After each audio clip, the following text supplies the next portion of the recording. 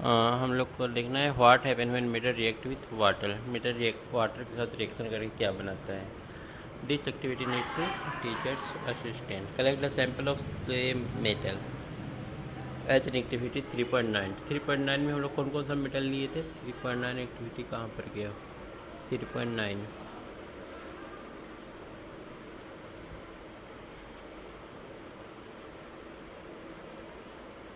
दिया है मेटल का नाम।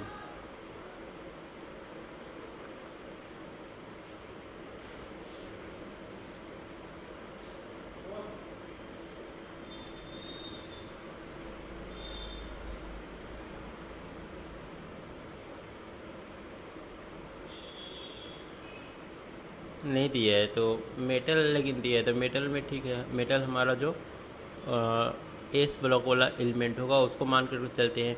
एस ब्लॉक के साथ साथ कुछ एक्स्ट्रा मान लेते हैं कि कॉपर होगा, एल्युमिनियम होगा।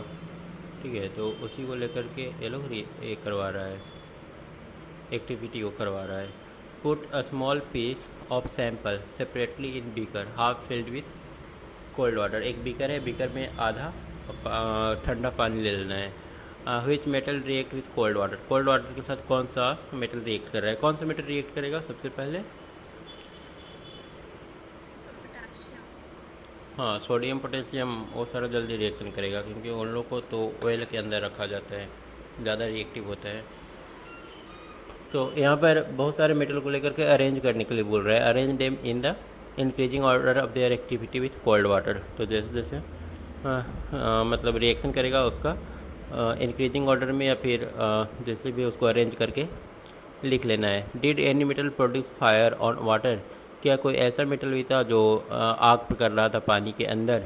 तो हमको लगता है कि सोडियम शायद आग पकड़ लेगा। Does any metal start floating after some time. कोई ऐसा मेटल था जो कुछ देर के बाद फ्लोट करने लगेगा। नीचे दिया होगा put the metal that did not react with cold water in beaker half filled with hot water. वैसे मेटल को भी नोट कर लेना है जो कि रिएक्शन नहीं कर रहा है। For the metal that did not react with hot water, arrange the apparatus shown in figure and observe the reaction with steam। कुछ कुछ मेटल जो हॉट वाटर के साथ रिएक्शन नहीं कर रहा है उसको फिर वेपर के साथ रिएक्शन करवाना है। Which metal did not react even with steam. फिर नोट करना है कि कौन सा है जो वेपर के साथ भी रिएक्शन नहीं कर रहा है। Arrange the metal in decreasing order reactivity with water. तो यहाँ पर देख करके क्या क्या लिया है। Hydrogen gas, metal react with water and produce metal oxide. Water के साथ रिएक्ट करके मेटल ऑक्साइड बनाता है और साथ में हाइड्रोजन गैस बनाता है। यहाँ पर ये हाइड्रोजन गैस बना रहा है। ये क्या लिया है, ग्लास वूल। और मेटल सैंपल, अच्छा मेटल को यहाँ पर रखा है। ये अरेंजमेंट कुछ डिफरेंट लग रहा है। हम लोग को करना क्या था, पानी के साथ रिएक्शन करवाना था ना, तो यहाँ पर तो पानी कहीं पर दिख नहीं रहा है। ए वाला लिया है glass wool socked in water. तो इसको क्या किया है कि पानी में भिगो करके और इसके अंदर डाल दिया, तो इससे क्या बनेगा, वेपर बनेगा। और वो वेपर फिर इस मेटल सैंपल के साथ रिएक्शन करेगा। तो यहाँ पर जो वूल लिया है ना, इसके अंदर पानी है, ठीक है।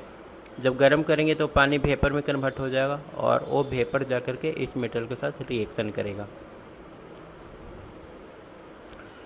But all metal do not react with water. सारे मेटल वाटर के साथ रिएक्शन नहीं करते हैं, और जो करते हैं वो क्या बनाते हैं, हाइड्रोजन साथ में मेटल ऑक्साइड, और फिर मेटल ऑक्साइड वाटर के साथ रिएक्शन करके मेटल हाइड्रोक्साइड बना लेगा। Metal like potassium and sodium react violently with cold water. देखो ये तेज़ी से रिएक्शन कर रहा है। In case of sodium and potassium the reaction so violent and exothermic that evolve hydrogen immediately catch fire, है ना। सोडियम या पोटेशियम के केस में तुरंत ही आग पकड़ लेगा। The reaction of calcium with water is less violent. अब कैल्शियम थोड़ा सा कम रिएक्टिव होगा क्योंकि कैल्शियम सेकेंड ब्लॉक में आ जाएगा ना।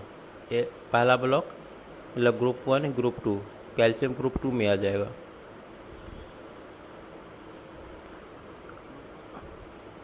पीरियोडिक टेबल,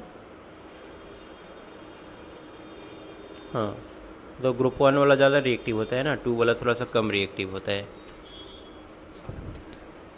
रीजन क्या होता है? पीरियोडिक टेबल 9th में था ना तुम लोग का।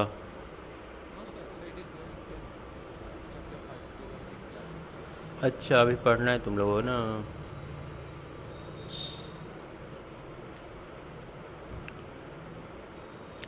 ठीक है। Not sufficient for the hydrogen to catch fire. The reaction of calcium with water is less violent. ठीक है, ये लेस वायलेंट है और आग नहीं पकड़ता है। कैल्शियम स्टार्ट फ्लोटिंग बिकॉज ये पानी में तैरने लगेगा, because the bubble of hydrogen gas form stick to the surface of metal. क्योंकि मेटल के सरफेस के साथ हाइड्रोजन गैस का बबल चिपक जाता है, इससे वो पानी में तैरने लगता है। Magnesium does not react with cold water. Magnesium कैल्स हाँ हाँ। तो सोडियम तो फायर पकड़ ले रहा है, तो जलने लगेगा। Magnesium does not react with cold water. ये रिएक्शन नहीं करेगा, it react with hot water, but hot water के साथ मैग्नीशियम रिएक्शन करता है। एक बार कैल्शियम मैग्नीशियम का पोजीशन देख लो पीरियोडिक टेबल में, तो वो थोड़ा आगे के लिए हेल्पफुल रहेगा।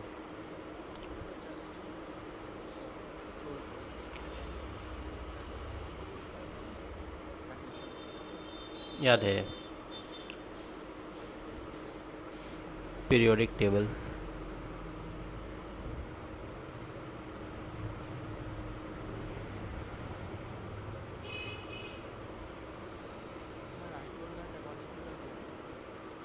ना ना, ओ वाला से नहीं।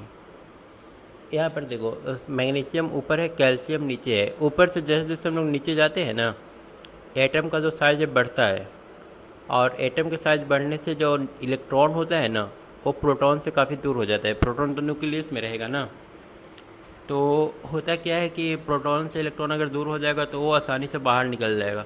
तो आसानी से बाहर निकल जाएगा, इसका मतलब वो ज़्यादा रिएक्टिव है। तो जैसे जैसे ऊपर से नीचे जाएंगे, ये ज़्यादा रिएक्टिव मिलेगा। तो देखो, कैल्शियम ज़्यादा रिएक्टिव है। कैल्शियम बोला था ना, लिखा हुआ था कैल्शियम के बारे में कि एक कोल्ड वाटर में रिएक्शन कर जाता है। मैग्नीशियम के बारे में लिखा था कि एक कोल्ड वाटर में रिएक्शन नहीं करता है। क्यों? क्योंकि कैल्शियम के ऊपर है, तो एटम का साइज छोटा है। साइज छोटा है तो इलेक्ट्रॉन स्ट्रांगली मतलब बाउंडेड होगा प्रोटॉन के साथ। ठीक है। और अगर इधर S1 वाला ब्लॉक में आओगे, मतलब फर्स्ट ब्लॉक में आओगे, फर्स्ट ग्रुप में, तो यहाँ पर आउटरमोस्ट शेल में एक ही इलेक्ट्रॉन होता है, तो ए इससे भी ज़्यादा रिएक्टिव होता है। दो के मुकाबले में एक वाला जो एटम है, सोडियम और पोटेशियम, ज़्यादा रिएक्टिव होता है, इसलिए ये आसानी से कोल्ड वाटर में ही आग पकड़ ले रहा था। समझ में आया चारों का रीजन?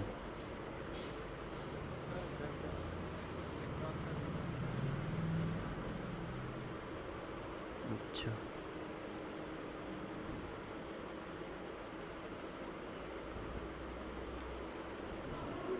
हाँ, इसमें देखो बताए, इसमें लिखा हुआ था, तुम्हारे बुक में लिखा हुआ है सोडियम और पोटेशियम, इसको जब हम लोग पानी में डालते हैं, ठंडा पानी में, तो ये आग पकड़ लेता है।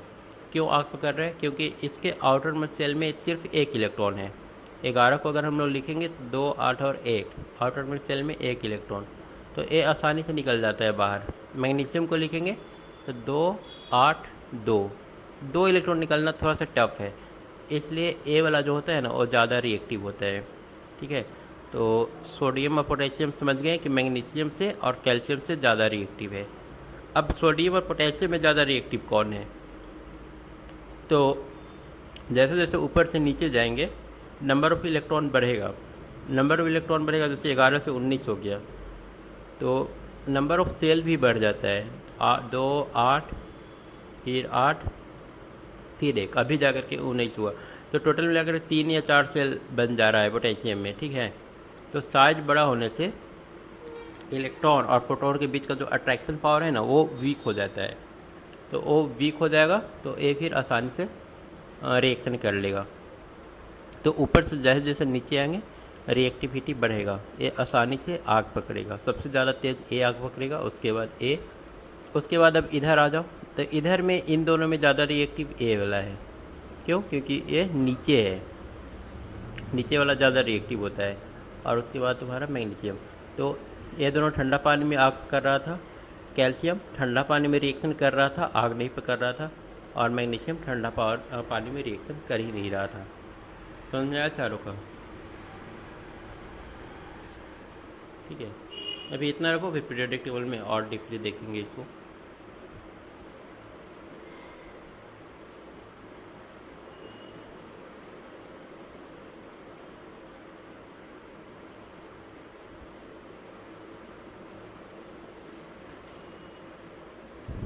तो अभी हम लोग देख लिए मैग्नीशियम का, magnesium does not react with cold water, ठीक है, क्योंकि इसका पोजीशन थोड़ा सा कैल्शियम से ऊपर है। It react with hot water, लेकिन गर्म पानी के साथ यह रिएक्शन कर लेगा। It also start floating due to bubbles of hydrogen gas sticking in it, ये भी तैरना शुरू कर देता है बबल चिपकने की वजह से। Metal like aluminium, iron, zinc do not react either with cold और हॉट वाटर, ये सारा पानी के साथ रिएक्शन नहीं करेगा, but they react with steam to form the metal oxide and hydrogen, लेकिन स्टीम के साथ ये रिएक्शन करता है और ऑक्साइड और हाइड्रोजन बनाता है। और तुम्हारा अगर गर्म करते हैं ना किसी चीज़ को, तो उसका जो इलेक्ट्रॉन होता है ना, उसका अट्रैक्शन एटम्स के साथ, मतलब न्यूक्लियस के साथ वीक पड़ जाता है, और वीक पड़ने से उसमें करंट भी इजीली फ्लो करने लगता है। गर्म किसी चीज़ को कर दोगे तो उसमें ज़्यादा आसान होता है करंट का फ्लो करना, और रिएक्शन भी जल्दी कर जाता है गर्म करने से। तो इसमें दिया है लेड, कॉपर, सिल्वर, गोल्ड, ये सारा बिल्कुल भी वाटर के साथ रिएक्शन नहीं करेगा। What happen when metal react with acid, acid के साथ क्या होता है? You have already learn that metal react with acid to give salt and hydrogen gas, पिछला चैप्टर में हम लोग पढ़े थे। Metal plus dilute acid, salt plus hydrogen, but do the all metal react in same metal, लेकिन क्या सारे metal ऐसा रिएक्शन करते हैं? Collect all metal sample except sodium and potassium, तो सोडियम पोटेशियम छोड़ करके सारे मेटल सैंपल को कलेक्ट करना है। If the sample are tarnished, rub them clean with the sand paper, उसको साफ कर लेना है। Do not take sodium and potassium as they react vigorously even with cold water, तो बहुत ज़्यादा एक्टिव मेटल को नहीं लेना है, जैसे कि sodium, potassium. Put the sample separately in test tube containing dilute HCl, dilute HCl का यहाँ पर यूज किया है। Suspend thermometer in the test tube so that their bulbs are dipped in the acid. Observe the rate of formation of bubble carefully, उसके बाद जो formation होगा bubble को, उसको ध्यान से देखना है। Which metal react vigorously with dilute HCl, कौन तेज़ी से रिएक्शन करता है और कौन स्लो करता है। Which metal did you record the highest temperature, कौन सबसे ज़्यादा टेम्परेचर को बढ़ाता है। Arrange the metal in the decreasing order of reactivity with dilute acid, और उसके बाद मेटल को अरेंज करना है डिक्रीजिंग ऑर्डर में। Right equations for the reaction of magnesium, aluminium, zinc and iron with dilute HCl। Hydrogen gas is not evolve when a metal react with nitric acid, hydrogen gas नहीं निकलेगा अगर metal nitric acid के साथ reaction करेगा तो। क्या बोल रहे हो?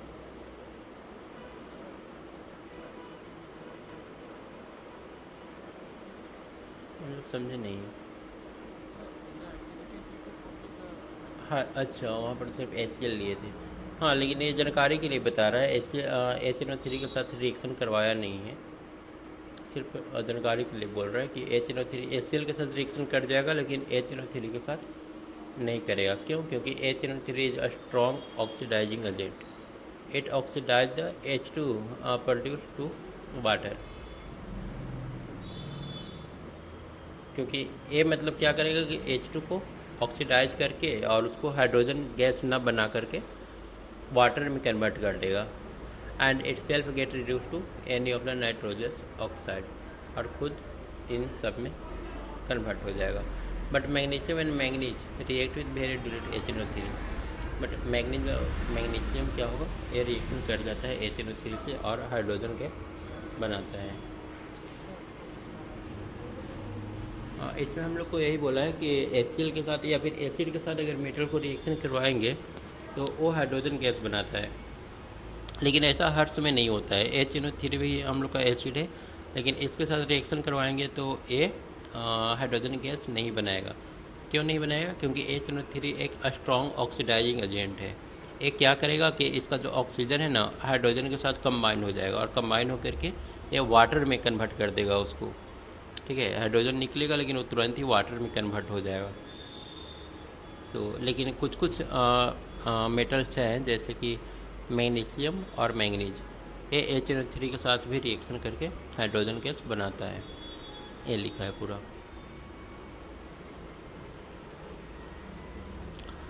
You must have observed in activity 3.11 that the rate of formation of bubble was the fastest in case of magnesium. Magnesium सबसे फास्ट बनता है क्योंकि रिएक्टिव भी है। The reaction was also the must exothermic. सारा रिएक्शन एक्जोथर्मिक है। Activity decreases in the order. सबसे ज़्यादा रिएक्टिव कौन सा होगा? मैग्नीशियम, फिर होगा एल्युमिनियम, फिर जिंक और फिर iron. In the case of copper no bubble. Copper बिल्कुल भी रिएक्शन नहीं करेगा। This show that copper does not react with HCl.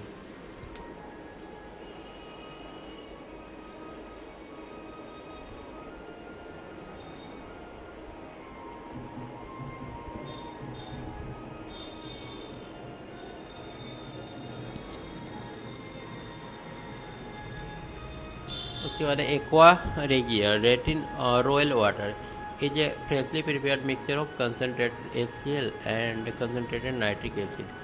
HCl और नाइट्रिक एसिड को मिला करके हम लोग रॉयल वाटर बनाते हैं। It can dissolve gold. इसमें सोना भी डिजॉल्व हो जाएगा, भूल जाएगा। Even though neither of this acid can do alone. जबकि अगर इनमें से अकेला अकेला लेते हैं तो वो ऐसा नहीं कर पाएगा। एक और ये है जो oily corrosive fuming liquid. It is one of the few reagents that is able to dissolve gold and platinum. तो ये है ऐसा चीज़ है जिसमें गोल्ड और प्लेटिनम घुल जाता है। ये बोल रहा है कि एक्वा रेगिया एक लिक्विड है रॉयल वाटर जिसमें HCl और HNO3 मिलाया जाता है एक साथ। इन दोनों को मिलाने के बाद एक स्ट्रॉन्ग एसिड बनता है और गोल्ड को भी अपने अंदर डिजोल्व कर लेता है। वही है, अकेला अगर तुम यूज करोगे HNO3 या फिर HCl तो ये प्रॉपर्टी नहीं दिखाई देगा। डिजोल्व करके कुछ बनाता होगा। मेटल अगर घुल जाता है तो उसका फिर परत उड़त रहता होगा।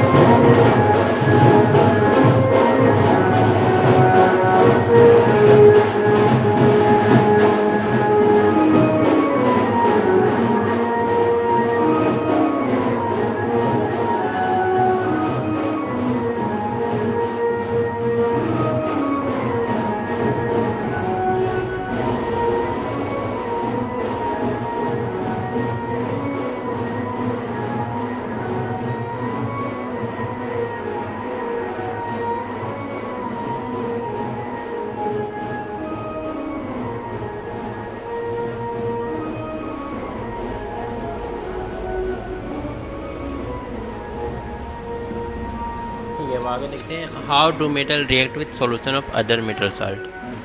अब मेटल साल्ट के साथ रिएक्शन कैसे करता है। Take a clean wire of copper. Copper का एक क्लीन वायर लेना है एंड एन आयरन नेल, और एक आयरन नेल लेना है। Put the copper wire in a solution of iron sulphate. Iron sulphate solution में कॉपर वायर को रखना है and the iron nail in a solution of copper sulphate taken in test tube.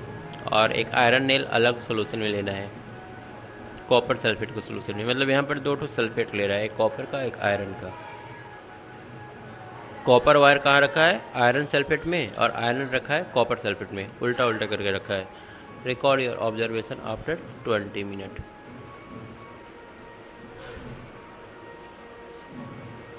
Copper रखा है iron sulphate solution में। देखो एक copper wire है और एक आयरन सल्फेट, और आयरन को रखा है कॉपर सल्फेट सोल्यूशन में। In which test tube did you find a reaction has occurred, किस में रिएक्शन फास्ट होता है या फिर होता है। On what basis can you say that A reaction has actually taken place, कैसे हम लोग जानेंगे कि सच में रिएक्शन हुआ है। Can you correlate your observation for article 3.9, 10, 11, right a balance chemical equation for the reaction, name of the type of reaction. ठीक है। Reactive metal can displace less reactive metal from there compound in solution, क्या करता है जो highly reactive होता है वो less reactive को रिप्लेस कर देता है। कॉपर और आयरन में ज़्यादा रिएक्टिव कौन होगा? कॉपर और आयरन में ज़्यादा रिएक्टिव कौन है? आयरन होगा। तो यहाँ पर देखो, यहाँ पर आयरन सल्फेट लिया है और कॉपर, तो इन दोनों में तो कॉपर आयरन ज़्यादा रिएक्टिव है, तो यहाँ पर तो कुछ भी देखने को नहीं मिलेगा। और यहाँ पर आयरन ज़्यादा रिएक्टिव है, तो आयरन सल्फेट को अपने तरफ ले लेगा और कॉपर अकेला बच जाएगा, तो यहाँ पर रिएक्शन होगा। We have seen in the previous section that all metals are not equally reactive. We check the reactivity of vigorous metal with oxygen, water and acid, but all metals do not react with this reagent. So we were not able to put all the metal sample we had collected in decreasing order of their reactivity. Displacement reaction are studied in chapter 1. पहले हम लोग displacement reaction पढ़ चुके हैं। Give better evidence about the reactivity of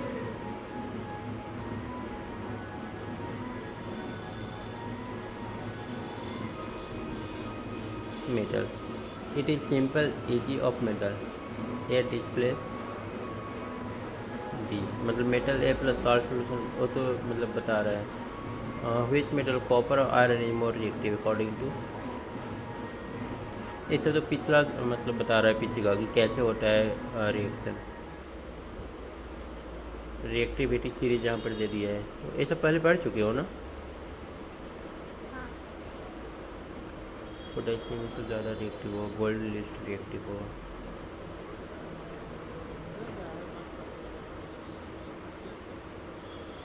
caesium, caesium नीचे है ना।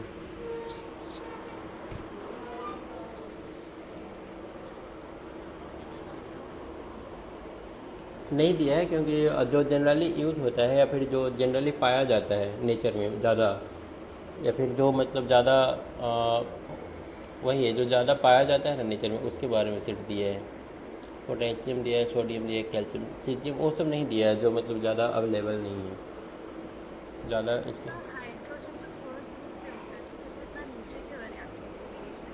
Hydrogen एक एक्सेप्शनल केस है, उसको पीरियोडिक टेबल से ही बाहर रखा गया है, तो तुम देखती हो ना ऊपर में एकदम साइड में रखा गया है, और वो भी देखो मेटल के बीच रखा गया है, पर ये तो मेटल है नहीं, इसको बस कहीं पर जगह मिल नहीं रहा था और इसके पास एक ही इलेक्ट्रॉन था, तो मतलब ये सोचा गया कि इसको रखें तो कहाँ रखें। अगर दूसरा ग्रुप में रखेंगे, जैसे है तो ये नॉन मेटल, तो लेकिन नॉन मेटल साइड में जाएंगे तो वहाँ पर आउटर में सेल में सबका 4, 5, 6 इलेक्ट्रॉन होता है, तो वहाँ पर तो इसको रख नहीं सकते, तो मजबूरी में मतलब यहाँ पर ए रखा गया है। तो हम लोग जब पढ़ते हैं ना पीरियोडिक टेबल, तो हाइड्रोजन को एक एक्सेप्शनल केस रिएक्शन करता है इसलिए डाल दिया है। कहाँ पर है हाइड्रोजन? यहाँ पर है, हाँ रिएक्शन करता है तो डाला हुआ है, और इसमें सिर्फ मेटल ही दिया है, बस इसमें बाकी सब मेटल ही दे दिया है ना। ये रिएक्शन करने के लिए डाला हुआ है यहाँ पर, देखो ना इसको एक अलग टाइप का साइन दे करके डाला है। हाँ प्रोटॉन बोलते हैं क्योंकि एक ही प्रोटॉन होता है उसमें, इसीलिए।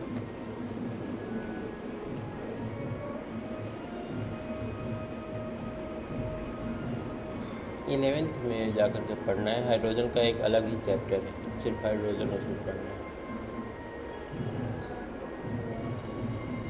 क्वेश्चन तुम लोग देख लोगे, आगे बढ़े ये करवाते चले, कर लो।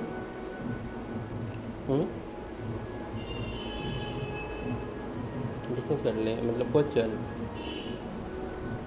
ठीक। देखो तो फर्स्ट वाला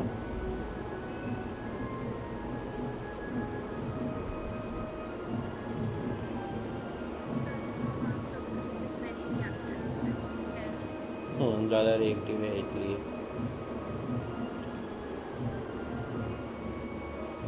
सेकेंड वाला, right the equation for the reaction of iron with steam. Iron steam के साथ रिएक्शन करके क्या बनाएगा?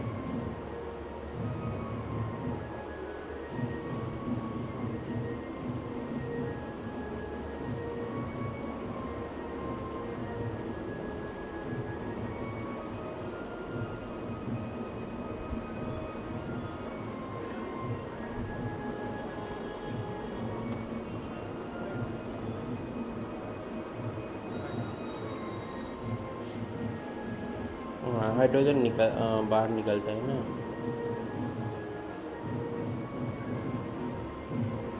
इसको लिख तो इक्वेशन लिख करके और उसको बैलेंस करके चेक करो तो।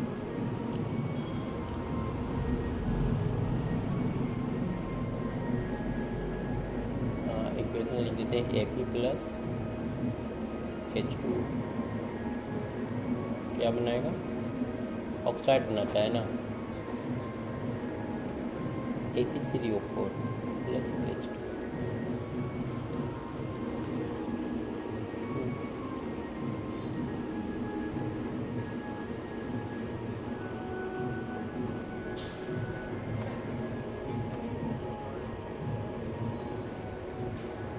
F3O4 होता है आयरन ऑक्साइड।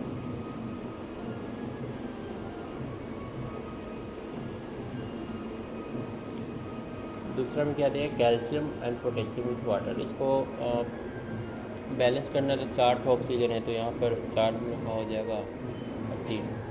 हाँ, और यहाँ पर 4 में hydrogen. Calcium and potassium with water, तो कैल्शियम प्लस H2O क्या बना लेगा?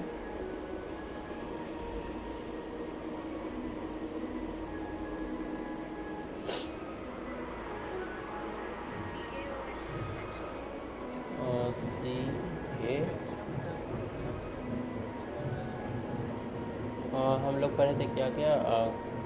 पोटेशियम था, सोडियम था, पोटेशियम था और मैग्नीशियम, कैल्शियम नीचे में था ना, और यहाँ पर मैग्नीशियम था। तो ए वाला जो था वो स्टीम से रिएक्शन करता है, ये ठंडा पानी से, और ये दोनों तो बहुत ज़्यादा रिएक्टिव है। कैल्शियम मैग्नीशियम दोनों रिएक्शन करेगा, कोई दिक्कत नहीं है। और यहाँ पर हाँ, कैल्शियम रिएक्शन करेगा पर उतना, क्या बोल रही हो? कम रिएक्शन करेगा। तो अगर इसका एक्सप्लेनेशन लिखना हो तो लिख सकते हो। Calcium react water to form calcium hydroxide. और पोटेशियम के बारे में जो लिखेंगे तो पोटेशियम तो ज़्यादा रिएक्टिव है ना, तो वहाँ लिखेंगे potassium react with cold water violently and immediately, ये लिख करके इक्वेशन लिख लेंगे।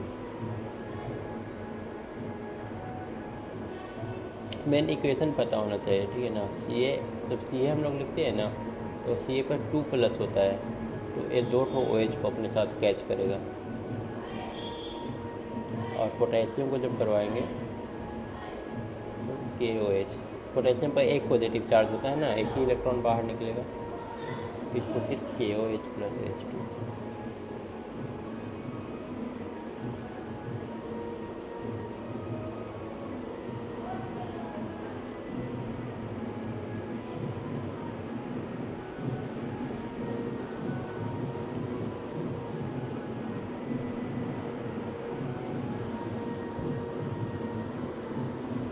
थर्ड नंबर देखो। हाँ, पोटेशियम में एक काफ़ी हीट निकलेगा।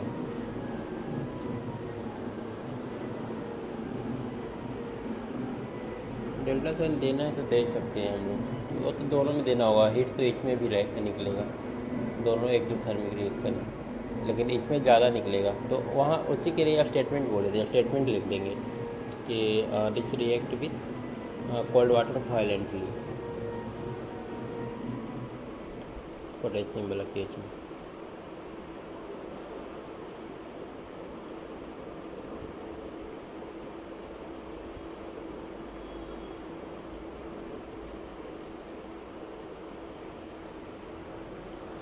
उसके बाद थर्ड वाला देखो।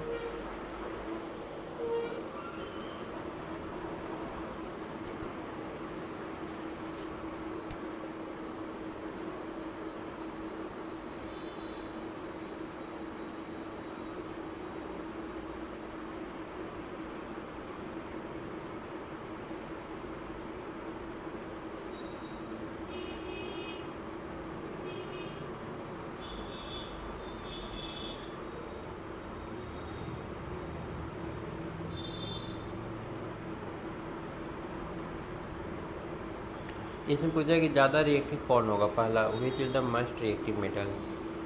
ABCD 4 मेटल है और आयरन, कॉपर, जिंक और सिल्वर के साथ दिया है। देखो यहाँ पर अरेंज किया हुआ है। सबसे ज़्यादा रिएक्टिव है हम लोग का आयरन सल्फेट। और अगर कोई आयरन सल्फेट के साथ रिएक्शन कर जा रहा है, मतलब कि वो आयरन सल्फेट से भी ज़्यादा रिएक्टिव है, हाँ, तभी ना होगा डिस्प्लेसमेंट रिएक्शन। तो यहाँ पर सिर्फ बी है जो कि आयरन सल्फेट से रिएक्शन कर रहा है, मतलब ये आयरन सल्फेट से भी ज़्यादा रिएक्टिव है। तो हम लोग से पूछा था कि कौन सबसे ज़्यादा रिएक्टिव मेटल है, तो हम लोग का आंसर होगा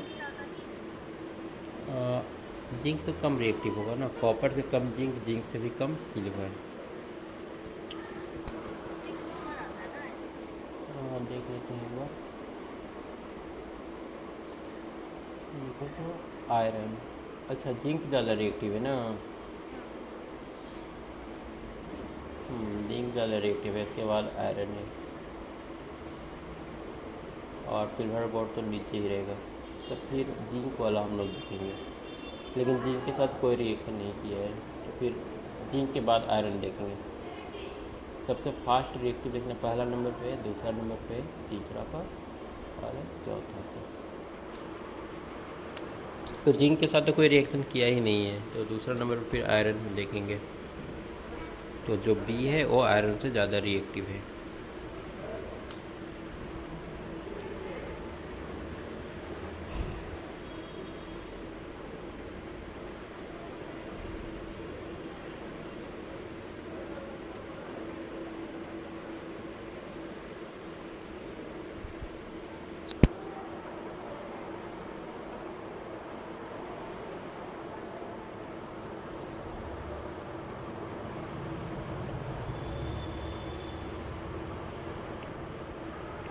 ठीक है, पहला क्वेश्चन लिखवा दें, आगे बढ़े।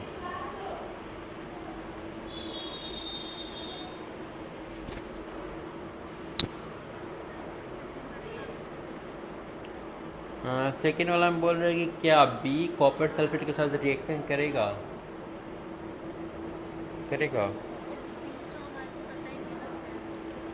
क्या है ये नहीं पता है, लेकिन ये तो पता है कि ये आयरन से ज़्यादा रिएक्टिव है ना।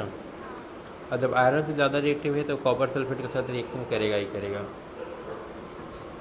हाँ, और क्या करेगा, कॉपर से उसके सल्फेट को डिस्प्लेस कर देगा, सल्फेट को हाँ खुद रख लेगा। तो हम लोग आंसर देंगे दो वाला में कि यहाँ पर डिस्प्लेसमेंट रिएक्शन होगा।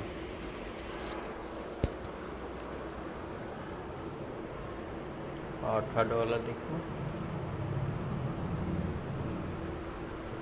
डिक्रीजिंग रिएक्टिविटी के ऑर्डर में हम लोग को सजाना है।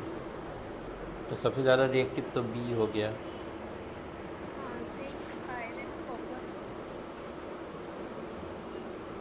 नहीं, इसको नहीं सजाना है, ABCD को सजाना है कौन ज़्यादा रिएक्टिव है।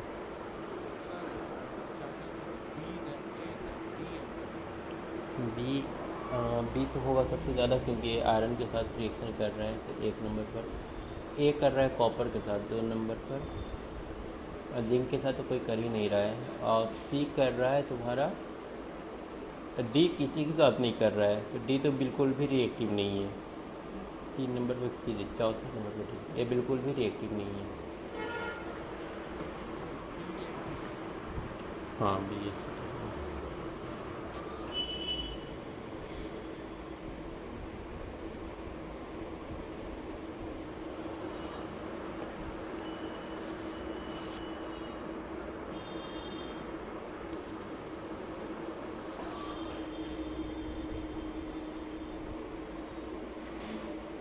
उसके बाद दिया है 4 नंबर।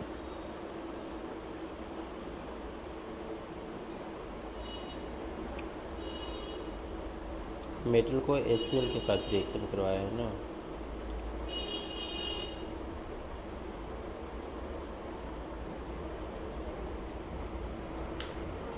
क्या बनाता है मेटल HCl से रिएक्शन करके? हाइड्रोजन बनाएगा। HCl के साथ हाइड्रोजन बनाता है और नाइट्रिक एसिड के साथ कुछ नहीं बनाता है, मतलब वाटर बनाता है ना। हम लोग ऊपर पढ़े थे। उसके बाद बोला कि आयरन H2SO4 के साथ रिएक्शन करके क्या बनाएगा। Fe + H2SO4।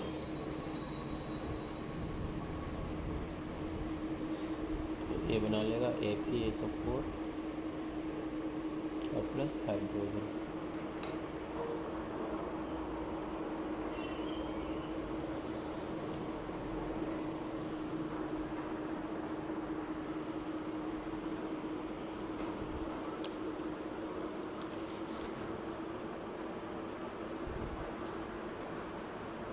उसके बाद लास्ट वाला देखो,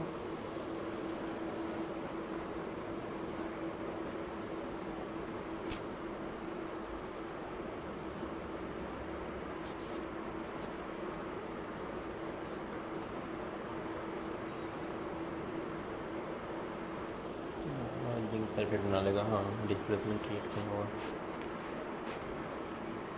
ठीक है।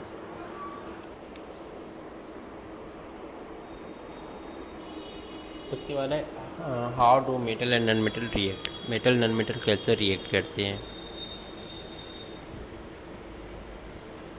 एक मिनट, एक कॉल आ रहा है।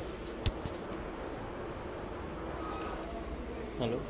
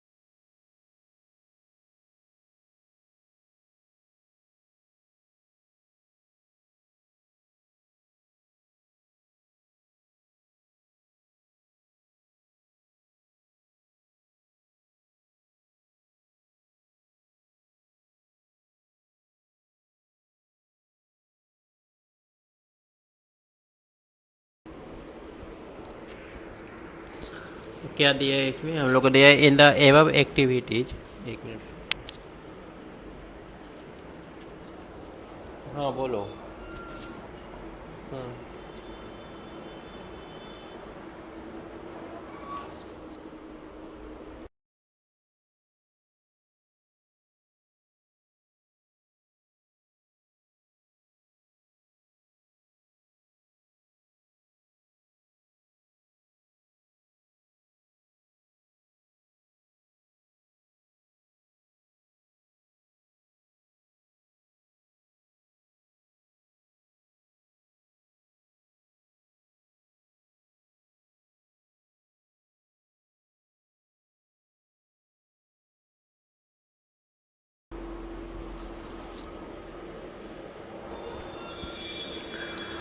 In the above activity, you saw the reaction of metal with a number of हाँ, कोवैलेंट दो तरह के बॉन्ड होते हैं। एक कोवैलेंट बॉन्ड होता है और एक होता है तुम्हारा आयनिक बॉन्ड। आयनिक बॉन्ड में हाँ, कंप्लीट ट्रांसफ़र होता है आयनिक में। जैसे तुम ले रहे हो NaCl, तो ये आयनिक बॉन्ड जो बनता है ना, वो मेटल और नॉन मेटल के बीच बनता है। जैसे सोडियम मेटल है, क्लोरीन नॉन मेटल है। इसके आउटरमोस्ट शेल में 11 इलेक्ट्रॉन है, तो एक इलेक्ट्रॉन इसको दे करके इसके अंदर में 8 ठो बच जाएगा और इसका भी 8 कंप्लीट हो जाएगा। कोवैलेंट होता है दो नॉन मेटल के बीच में, जैसे CH4। तो यहाँ पर क्या होगा, देखो कार्बन के आउटरमोस्ट शेल में 4 इलेक्ट्रॉन होता है। अब ये 4 इलेक्ट्रॉन देना नहीं चाहेगा किसी को। 4 इलेक्ट्रॉन जल्दी ट्रांसफ़र नहीं होता है, 3 इलेक्ट्रॉन तक हो जाता है, 4 बहुत डिफ़िकल्ट है। और हाइड्रोजन के पास 1 इलेक्ट्रॉन होता है, तो हाइड्रोजन भी अपना 1 इलेक्ट्रॉन देगा नहीं, क्योंकि इलेक्ट्रॉन देगा तो इसके पास कुछ बचेगा नहीं। ठीक है, तो ये क्या करता है कि शेयर कर लेता है कार्बन के साथ। शेयर करने के बाद देखो इसके पास 2 इलेक्ट्रॉन हो गया, 2 स्टेबल मतलब हो गया 2 इलेक्ट्रॉन गेन करने के बाद। 2 और 8 इलेक्ट्रॉन अगर आउटर में सेल में, तो वो स्टेबल होता है। तो ये तो स्टेबल हो गया। इसके साथ कार्बन का देखो, कार्बन भी शेयर करके ये भी अपना ऑक्टेट पूरा कर लिया, टोटल 8 इलेक्ट्रॉन। तो हाँ, बस दोनों शेयरिंग करके काम चला रहा है। इसी को हम लोग बोलते हैं कोवैलेंट बॉन्ड। और ये आयनिक बॉन्ड से वीक होता है। कोवेलेंट बॉन्ड मतलब दो नॉन मेटल के बीच में। हाँ चलो अब इसमें लिखते हैं in the above activity you saw the reactions of metal with a number of reagent. Why do metal react in this manner, ये रिएक्शन क्यों करते हैं। Let us recall what we learn about the electronic configuration of element in class 9 में electronic configuration बताया गया था। We learn that noble gases which have a completely filled valence shell so little chemical activity। तो इनका chemical activity न के बराबर होता है जिनका 8 इलेक्ट्रॉन पूरा है आउटर मोस्ट शेल में। We therefore explain the reactivity of element as a tendency to attain a complete filled valence shell. तो एक्टिविटी अगर देखना है किसी मेटल का तो हम लोग ये देखते हैं कि वो कितना आसानी से अपना 8 इलेक्ट्रॉन आउटर मोस्ट शेल में कंप्लीट कर सकता है। Let us have a look at the electronic configuration of noble gas and some metal and non-metal। अब वही इलेक्ट्रॉनिक कन्फिग्रेशन हम लोग देखने वाले हैं। we can see from table 3.3 that a sodium atom has 1 electron in its outermost shell। Sodium के outermost shell में एक इलेक्ट्रॉन है। if it loses the electron from its m shell then its l shell now become the outermost shell and that has a stable octet। तो cell जो होता है KLMN ऐसे करके होता है ना। तो अगर एक इलेक्ट्रॉन हटा लिया जाए सोडियम में से, सोडियम का कैसा होगा 2 8 1, तो KLM। तो M वाला अगर इलेक्ट्रॉन हट जाएगा तो L तक बचेगा और इसमें टोटल कितना है 8 इलेक्ट्रॉन। तो A मतलब स्टेबल हो गया। The nucleus of the this atom still has 11 proton but the number of electron has become 10। तो अब इसमें प्रोटॉन ज़्यादा हो गया और इलेक्ट्रॉन 10 है। तो इसमें क्या हो गया टोटल पॉजिटिव चार्ज हो गया, इसलिए इसको हम लोग बोलते हैं इलेक्ट्रोपॉजिटिव। Na प्लस बनाता है। प्लस क्यों बना, क्योंकि प्रोटॉन इसमें ज़्यादा है इलेक्ट्रॉन से। On the other hand chlorine has 7 electron. अब क्लोरीन का एग्जांपल ले रहा है, नोबेल गैस का यहाँ दिखाया है 2 8 8। मेटल का यहाँ पर सोडियम का देखो 1 है 2 है 1 2 3। तो ये सारा रिएक्टिव होता है। नॉन मेटल में क्लोरीन का बात कर रहा है, तो क्लोरीन का यहाँ देखो 7। तो एक इलेक्ट्रॉन यहाँ से लेगा।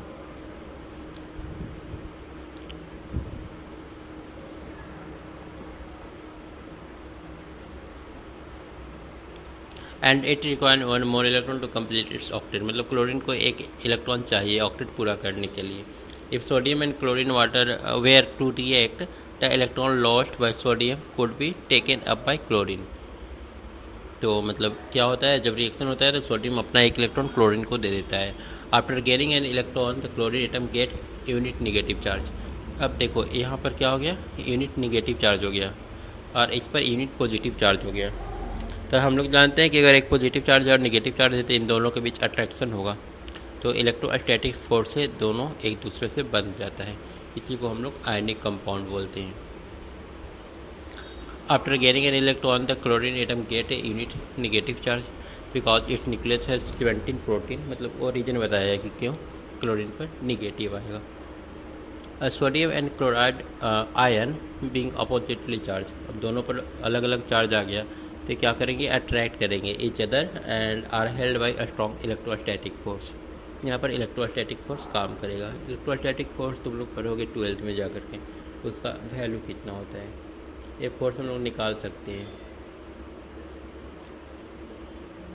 ये Q1 Q2 बटा R स्क्वायर के बराबर होता है। तो काफ़ी स्ट्रॉन्ग फोर्स होता है। एक फोर्स का फार्मूला, दो चार्ज जैसे एक पॉजिटिव चार्ज एक निगेटिव चार्ज आया ना, तो इन दोनों के बीच जो फोर्स लगेगा वो होगा 9 × 10 के पावर 9 Q1 Q2 बटा R स्क्वायर। R इन दोनों के बीच का डिस्टेंस। Q1 Q2 चार्ज, इस पर एक पॉजिटिव चार्ज है, इस पर एक निगेटिव चार्ज है। मतलब इसको हम लोग लिख सकते हैं 9 × 10 के पावर 9। एक इलेक्ट्रॉन पर चार्ज कितना होता है 1.6 × 10⁻⁹। प्रोटॉन पर भी उतना ही चार्ज होता है। तो इसका होल स्क्वायर कर दो बटा R स्क्वायर। ए फोर्स लगेगा इन दोनों के बीच। आर दोनों के बीच का डिस्टेंस सोडियम क्लोरीन के बीच का। तो it should be noted that sodium chloride does not exist as a molecule but aggregate of opposite charge ion. Let us see formation of one more ionic compound, magnesium. एक और ionic compound के बारे में बताया, magnesium chloride के बारे में। तो यहाँ पर भी सेम वही होगा, इसका आउटर मसल में 2 इलेक्ट्रॉन है, वो हट जाएगा, ये पॉजिटिव चार्ज बना लेगा और क्लोरीन पर निगेटिव चार्ज रहेगा। ये एक दूसरे को अट्रैक्ट करेंगे और एक दूसरे से जुड़ जाएंगे इलेक्ट्रोस्टैटिक फोर्स के जरिए। ठीक है, यही है तुम्हारा ionic compound.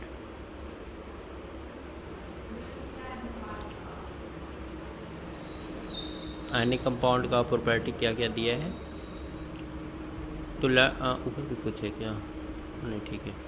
Properties of ionic compound. To learn about the properties of ionic compound let us perform the following activity. तो इस आयनिक कंपाउंड के बारे में जानने के लिए एक एक्टिविटी किया है। तो take sample of sodium chloride, potassium iodide, barium chloride, ये सारा का सारा आयनिक कंपाउंड है। What is the physical state of this salt? ठीक है, take a small solid, take a small amount of sample on a metal spatula and heat directly on flame, और इस सबको गर्म करना है। डू दिस कंपाउंड मेल्ट, क्या ये पिघलता है? Try to dissolve the sample in water, petrol and kerosene, are they soluble, क्या ये सारे ये सब में सोलुबल है? और उसके बाद है make a circuit as shown in figure, फिर उसके बाद देख रहा है कि मतलब क्या इससे करंट फ्लो करता है। उसके बाद what is your interference about the nature of this compound. Actually ionic compound में ऐसे पानी में डाल दोगे तो करंट फ्लो करने लगेगा, ऐसे नहीं करता है। NaCl के बीच इतना ज़्यादा स्ट्रॉन्ग फोर्स होता है ना, इलेक्ट्रोस्टैटिक फोर्स, वो इलेक्ट्रॉन को निकलने नहीं देता है। लेकिन अगर तुम पानी में उसको डाल दोगे ना, तो पानी में डालने से क्या होगा? जैसे पानी में होता है H2O होगा, अब ऑक्सीजन के पास बहुत सारा इलेक्ट्रॉन रहता है, तो ये हल्का निगेटिव चार्ज इस पर रहता है और इस पर हल्का पॉजिटिव। एक क्या करेगा कि NaCl जो कंपाउंड बना हुआ है ना, NaCl में A पॉजिटिव चार्ज था, A निगेटिव चार्ज था, ऑक्सीजन इसको अपना तरफ खींचेगा और हाइड्रोजन जो है क्लोरीन को अपना तरफ खींचेगा। तो ये जो बॉन्ड है थोड़ा वीक हो जाएगा, और बॉन्ड वीक होगा तो इलेक्ट्रॉन फ्री हो जाएगा, और इलेक्ट्रॉन फ्री होगा तो इसमें से करंट फ्लो करने लगेगा। तो ऐसा बहुत सारा आयनिक कंपाउंड होता है ना, जो वाटर में डालने के बाद ऐसे तो करंट उसमें से फ्लो नहीं करेगा, लेकिन पानी में उसको डाल देंगे ना तो करंट फ्लो करने लगता है।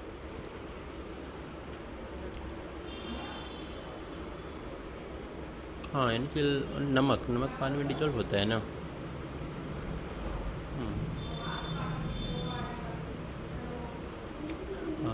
You have observe the following general property. सबसे पहले है फिजिकल नेचर।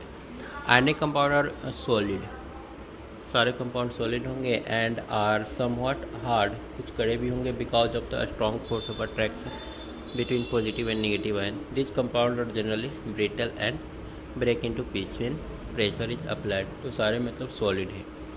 उसके बाद है melting and boiling point. Ionic compound have high melting and boiling point, क्योंकि इनके बीच स्ट्रॉन्ग फोर्स काम कर रहा है। ठीक है, this is because a considerable amount of energy required to break the strong inter ionic attraction. उसके बाद solubility. Electrovalent compound are generally soluble in water and insoluble in solvent. तो देख रहे हो ना, वाटर में सोलुबल है, लेकिन बाकी का जो सॉल्वेंट है केरोसिन, पेट्रोल, ये सब में सोलुबल नहीं है। इसके बाद है conduction of electricity. The conduction of electricity through solution involve the movement of charge particle. Solution से मतलब चार्ज पार्टिकल मूव करने लगेगा। A solution of ionic compound in water contain ion which move to the opposite electrode. मतलब ion में break हो जाएगा और ion क्या होगा, अपोजिट इलेक्ट्रोड की तरफ दौड़ना शुरू कर देगा। जैसे एक इलेक्ट्रोड पॉजिटिव है, दूसरा इलेक्ट्रोड निगेटिव है, तो जो पॉजिटिव आयन होगा वो इधर जाएगा, निगेटिव आयन इधर जाएगा, करंट फ्लो करने लगेगा। करंट फ्लो क्यों हो रहा है यहाँ पर ध्यान रखना। सॉलिड में जो करंट फ्लो होता है ना वायर में, वो होता है ड्यू टू इलेक्ट्रॉन, पर यहाँ पर होता है ड्यू टू आयन लिक्विड में।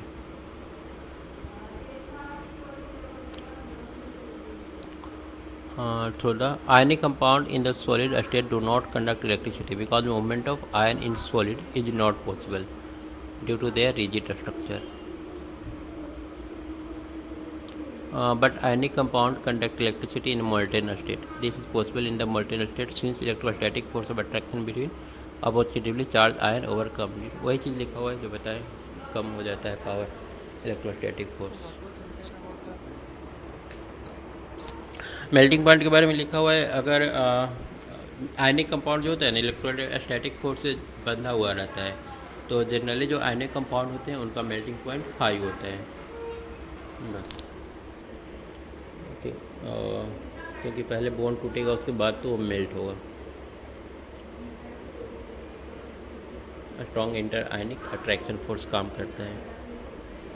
क्वेश्चन देख लो क्या दिया है। सोडियम ऑक्सीजन और मैग्नीशियम का क्या लिखना है। Right the electron dot structure for sodium oxygen and magnesium.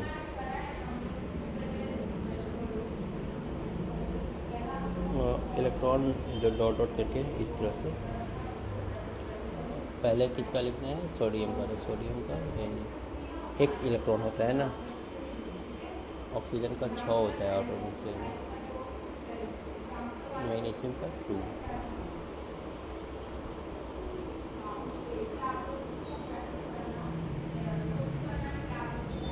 So the formation of Na2O, Na2O को दिखाना है। Na2O कैसे बनेगा। सोडियम पर एक इलेक्ट्रॉन होता है सोडियम के आउटर मिक्सचर में तो Na+ बनाएगा और ऑक्सीजन के पास होता है आउटर मिक्सचर में 6 इलेक्ट्रॉन तो इस पर 2 माइनस चार्ज रहेगा।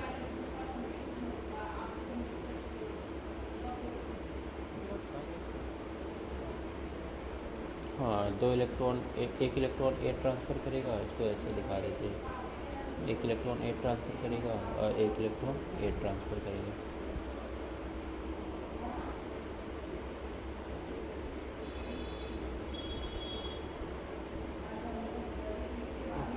दिखाया ना यहाँ पर Mg(Cl2) का वैसे ही दिखा।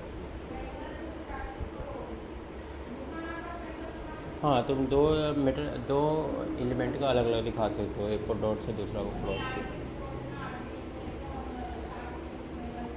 ताकि अंतर पता चले। What are the ion present in this compound. तो सोडियम ऑक्साइड में हो जाएगा Na+ और O2- ना, और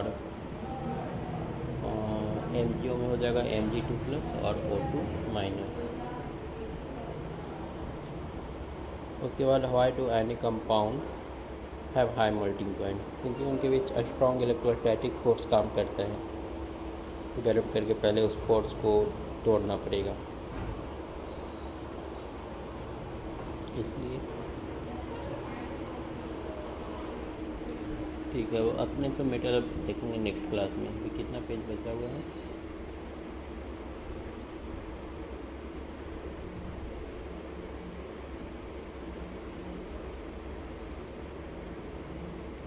एक्सरसाइज फिर भी देखना तुम लोग, ज़्यादा तो नहीं है, 1 क्लास लग जाएगा। फिर भी एक्सरसाइज जो बनेगा बना के फिर रखना।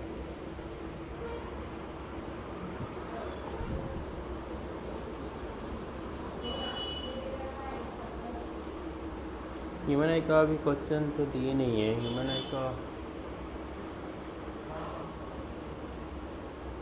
मतलब कितना क्लास लगेगा।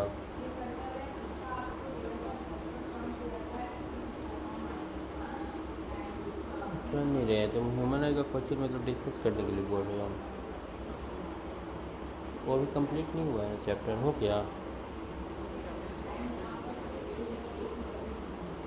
अच्छा, ह्यूमन आई का तो टेस्ट भी तो तुम लोग दे सकते हो, उसका टेस्ट दे देना। एक्सरसाइज वाला क्वेश्चन डिस्कस करना है क्या। ठीक है देख लेंगे। और उसका तो अभी MCQ भी नहीं दिए तुम लोगों को ना ह्यूमन आई का, उसका MCQ भी दे देंगे।